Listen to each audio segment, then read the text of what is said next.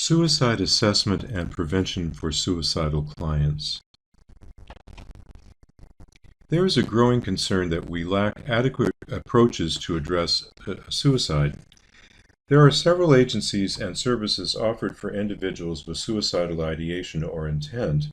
However, there is no coordinated effort to link service providers in order to offer a holistic approach to prevention services. In seeking a solution to macro-level problems, one can work from the parts to the whole, or another view is to focus on the whole and enumerate the parts. We will explore these two concepts here and then examine a 9-point program that was developed in Australia that offers a template from which to develop a more holistic approach to suicide prevention. When perceiving responses to a problem, individuals develop strategies to address the problem that are pieces to a much larger puzzle. In this slide, a two-county map of mental health agencies is presented. As we see the maps, we are looking at a global image of what is available. It is like the picture of me hugging the redwood tree. When you are in the forest, it is difficult to see the trees.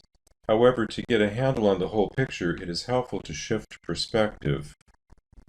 When we shift perspective, we see what is available in the environment that addresses a particular issue.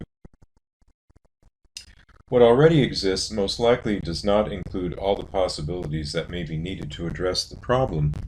Envisioning the bigger picture, it is helpful to see that gaps exist in services.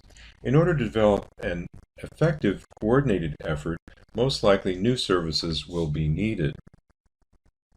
Counties and cities have diverse communities with different needs and various levels of services.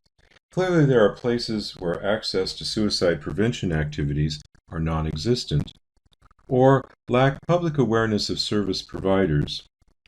One challenge is to discover where underserved communities are located and to elicit input from citizens about their suggestions regarding what needs need to be developed in order to address the problem. LifeSpan is an evidence-based approach to integrated suicide prevention. It combines 9 components that have provided strong evidence for suicide prevention. LifeSpan has been developed by Black Dog Institute, an Australian-based partnership with clinicians, researchers, community groups, and people with lived experience of suicidal behavior. The Australian Community Intervention LifeSpan program views community from a global perspective and seeks to include community stakeholders, such as individuals, groups, organizations, and communities, to develop and implement the program. This evidence-based approach combines 9 components incorporating health, education, frontline workers, and residents of the community. It is estimated that a program like LifeSpan may prevent up to 21% of suicide deaths and 30% of suicide attempts. So beginning with the first component, improving emergency and follow-up care for suicidal crisis.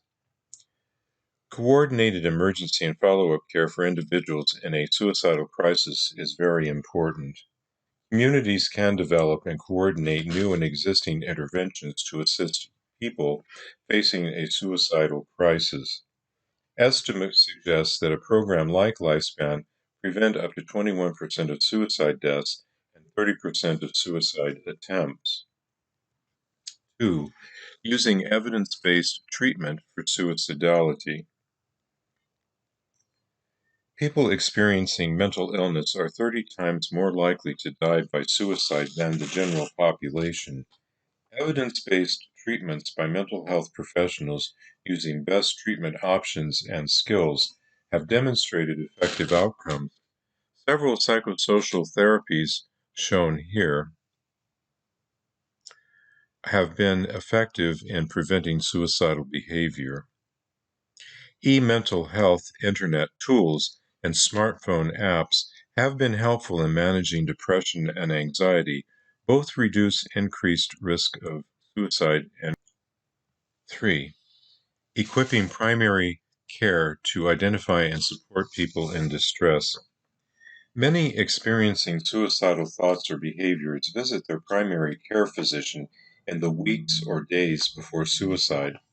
Studies suggest further education about depression and suicide may be one of the most effective interventions for lowering suicide ideation, self harm, and death. A recent study of suicide prevention in Australia showed that largest predictive reductions in suicide are associated with PCP capacity building. 4.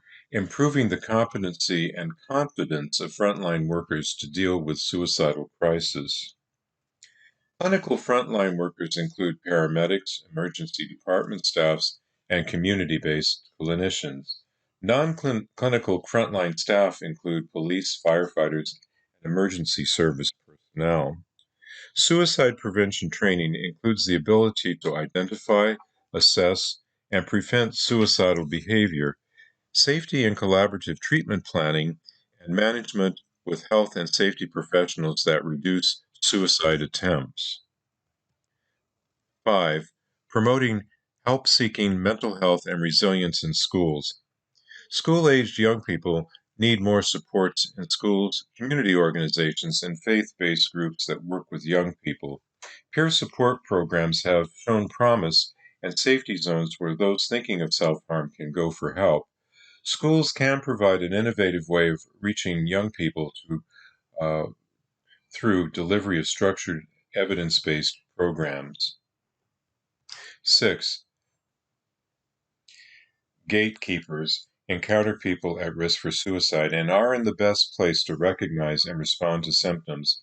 Skills including identifying, recognizing, and responding to those at risk and helping them. Gatekeepers are important buffers to self-harm and death by suicide. 7. Engaging the community and providing opportunities to be part of the change. Community awareness campaigns focusing on prevention of suicide by improving public understanding, improve the understanding of suicide and mental health problems, decrease the stigma of suicide, and increase helping or help-seeking behaviors. Knowledge and attitudes towards suicide have not influenced suicide deaths or attempts. However, it is thought that active engagement of the community regarding awareness of signs of suicide may be an important factor in reducing suicidal behavior. 8. Encouraging safe and purposeful media reporting.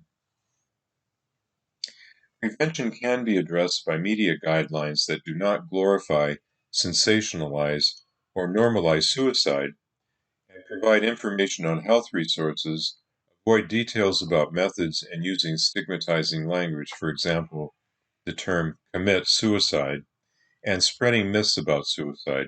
Such campaigns encourage safe and purposeful reporting, often include the use of mass media to promote key messages. Media representation of suicide can lead to a copycat effect where media exposure to stories of suicide can lead to suicidal behavior. 9. Improving safety and reducing access to means of suicide. Restricting access to the means of suicide can be an effective prevention strategy. Significant declines in general suicide rates have been reported after restricting access to firearms, toxic gas, pesticides, erecting safety barriers, and introducing safe rooms, which eliminate suspension points for hanging in prisons and hospitals.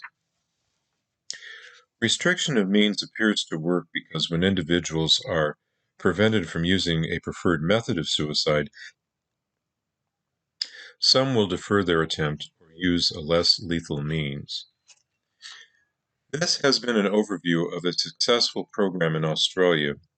The integration of a holistic approach has implications for all communities.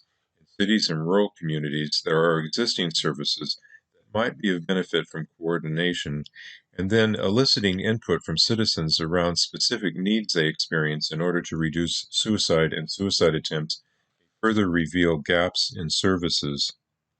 This serves as kind of a template for any locale that might want to implement a holistic integrated program for its community, and I invite each of you to consider joining an effort to address this serious issue.